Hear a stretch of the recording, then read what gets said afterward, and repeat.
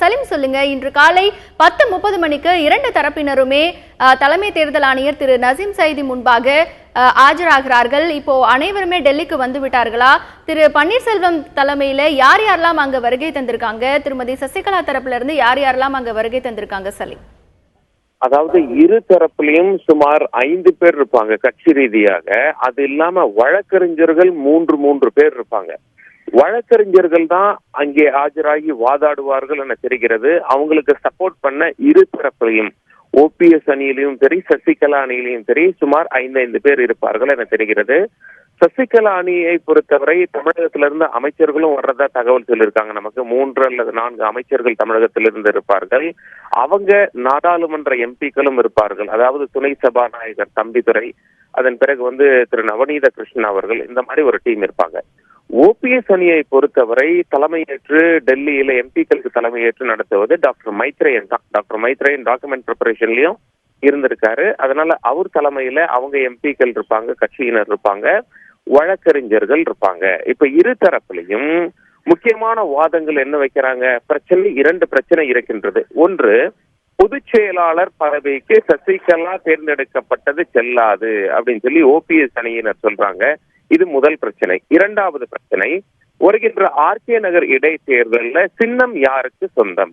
முதல் பிரச்சனையை பொறுத்தவரை சசிகலா பொதுச் செயலாளராக தேர்ந்தெடுக்கப்பட்டது ஏன் செல்லாது அப்படின்னு சொல்றோம்னு சொல்லி ஓபிஎஸ் அணி சொல்றாங்கன்னா, அதிமுகவின் சட்ட விதிகளை பொறுத்தவரை ஒரு அடிப்படை தொண்டன், சுமார் 1 கோடி தொண்டர்கள் அந்த மாதிரி அதிமுகவுக்கு இருக்காங்க தமிழகத்துல. அடிப்படை தொண்டர்கள் வாக்களித்து பொதுச் செயலாளரை தேர்வு செய்ய வேண்டும். ஆனால் சசிகலாவை பொறுத்தவரை அடிப்படை தொண்டர்கள் வாக்களிக்கவில்லை.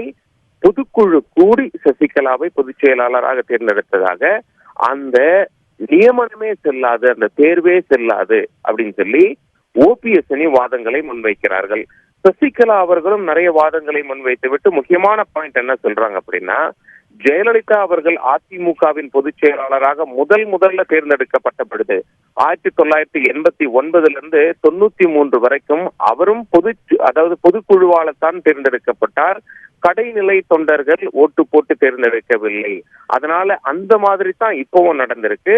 ஒரு தேர்தல் நடக்கும், பொதுச் செயலாளரை தேர்ந்தெடுக்கும் வரை இது தற்காலிக முயற்சியாக இப்பொழுது ஒரு பொதுச் செயலாளரை நியமித்திருக்கிறார்கள், இது செல்லும் அப்படின்னு சொல்லி சசிகலா தரப்பினர் சொல்றாங்க. நேற்று திமுக தலைவர் ஒருவர்கிட்ட பேசிட்டு இருக்கும்போது அவர் என்ன சொல்றாரு அப்படின்னா, எம்ஜிஆர் அதிமுகவின் சட்ட விதிகளை எழுதும் பொழுது திமுகவுல என்ன சட்ட விதி இருக்கோ அதே சட்ட விதியை தான் எழுதியிருக்காரு. அதாவது பொதுக்குழுவே தலைவரை தேர்ந்தெடுக்கலாம் திமுகவை பொறுத்தவரை. அதிமுகவிலேயும் எம்ஜிஆர் உயிருடன் இருக்கும் வரையில் அப்படித்தான் வைத்திருந்தார். ஜெயலலிதா தேர்வானது அந்த சட்ட விதிகளின்படி செல்லும் 1989 அதாவது 93 வரைக்கும். அதற்கு பிறகுதான் ஜெயலலிதா அவர்கள் பொதுச் செயலாளர் எப்படி தேர்வாகணும் அப்படிங்கிற ஒரு சட்ட விதியை மாற்றியமைத்தார், திருத்தம் கொண்டு வந்தார். அந்த திருத்தம் கொண்டு வந்த பிறகு சசிகலா அவர்கள் பொதுக்குழுவால் நியமிக்கப்படுவது செல்லாதுதான் அப்படின்னு சொல்லி ஒரு திமுக தலைவர் சொல்லிக் கொண்டிருந்தார். பட் இருந்தாலும் இது ஒரு முக்கியமான லீகல் பாயிண்ட். இந்த லீகல் பாயிண்ட் இன்னைக்கு தேர்தல் ஆணையம் முன்னாடி வைக்கப்படுகிறதா? பேக்ரவுண்ட் உண்மைதானா? இதெல்லாம் பார்க்க வேண்டியிருக்கு. ஓபிஎஸ் அணி பார்த்து கொண்டிருக்கிறார்கள் என தெரிகிறது. இது ஒரு புறம் இருக்கையில சின்னம் யாருக்கு சொந்தம் அப்படிங்கிற ஒரு பிரச்சனை வருது. ஓபிஎஸ் அணி என்ன வாதம் முன்வைக்கிறாங்க அப்படின்னா, அதாவது சின்னத்தை யார் ஒதுக்கி தருவார் ஒரு வேட்பாளருக்கு? பொதுச் செயலாளர் தான் ஒதுக்கி தருவார். பொதுச் செயலாளரின் நியமனமே குழப்பத்தில் இருக்கும் பொழுது, இதற்கே நாங்கள் முறையீடு செய்திருக்கும் பொழுது, சிக்கலில் இருக்கும் பொழுது யார் இந்த சின்னத்தை ஒதுக்கி தர முடியும்? ஆகையால் சின்னம் ஒன்று எங்களுக்கு அளித்து விடுங்கள் சொல்லி ஓபிஎஸ் அணி ஏன் கேட்கிறாங்க அப்படின்னா, ஜெயலலிதா அவர்கள் இருக்கும் பொழுது ஜெயலலிதாவுக்கு அடுத்தபடியாக எங்கள் அணியில் இருந்தவர்கள் தான் கட்சி பதவி வகித்தார்கள். சசிகலா பதவியேற்றவுடன் எங்கள் அணியில் இருந்தவர்களை நீக்கிவிட்டார்கள்.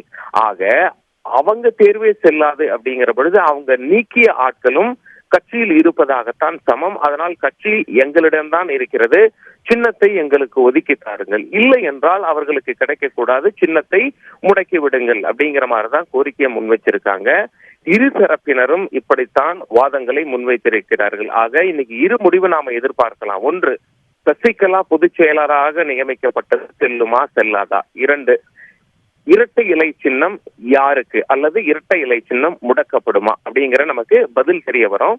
தேர்தல் ஆணைய வட்டாரங்கள்ல நாம பேசி பார்க்கும் பொழுது நமக்கு என்ன தெரிகிறது அப்படின்னா, இரட்டை இலை சின்னம் யாருக்கு என்று ஒரு சின்னத்தை எப்படி ஒதுக்குவார்கள் அப்படின்னு சொல்லி பார்க்கும் பொழுது எவிடன்ஸ் ரொம்ப ஸ்ட்ராங்கா கொடுக்கணும். எங்க கிட்டதான் கட்சி இருக்கு, எங்களுக்கு தான் சின்னம் வேணும், கட்சி முழுக்க முழுக்க எங்களுடையதான் அப்படின்னு சொல்லி ஒரு தரப்பு ப்ரூவ் பண்ணிட்டாங்கன்னா, நிரூபித்து விட்டால் சின்னம் அவர்களுக்கு கிடைத்து விடும். ஆனா இங்க இரு தரப்புலையும் என்ன பண்ணிருக்காங்க, நிறைய நிர்வாகிகள் மனு தாக்கல் பண்ணிருக்காங்க. உதாரணத்துக்கு ஓபிஎஸ் சைட்ல 6000 நிர்வாகிகள் மனு தாக்கல் பண்ணிருக்காங்க. ஒவ்வொருத்தர் கீழேயும் 500 பேர் இருக்கிறதா சொல்லியிருக்காங்க. 43 லட்சம் தொண்டர்கள் எங்க கிட்டதான் இருக்காங்க அப்படின்னு சொல்லிட்டு ஓபிஎஸ் அணி சொல்றாங்க. இதே போல 43 என்று எடுத்து விட்டால் மீதி இருப்பது 1 கோடி தொண்டர்கள் அந்த பக்கம் இருப்பதாக கருதப்படுகிறது. அதாவது சசிகலானிடம் இருப்பதாக கருதப்படுகிறது. ஆனா ஓபிஎஸ் அணி என்ன சொல்றாங்க, இது ஆரம்பம் தான். 43 லட்சம் தொண்டர்கள் நாம கொடுத்தது, நாங்க அபிடவிட் தொடர்ந்து கொடுத்துட்டே இருப்போம், மனுக்கள் கொடுத்துட்டே இருப்போம், தேர்தல் ஆணையத்துக்கு எங்களுக்கு சப்போர்ட் பண்றாங்க தொண்டர்கள் அப்படிங்கிற மாதிரி இதில் நிறைய சிக்கல் இருப்பதால் அநேகமாக இந்த சின்னம் முடக்கப்பட அதிக வாய்ப்புள்ளது அப்படிங்கிற மாதிரி தேர்தல் ஆணையம் வட்டாரங்கள் நமக்கு தகவல் தெரிவிக்கிறாங்க. இருப்பினும் தீர்ப்பு வரும்போதுதான் நமக்கு மிக தெளிவாக தெரியும் சின்னம் முடக்கப்படுகிறதா அல்லது யாராவது ஒரு அணிக்கு சின்னத்தை கொடுக்க தேர்தல் ஆணையம் முடிவெடுக்கிறதா என்று.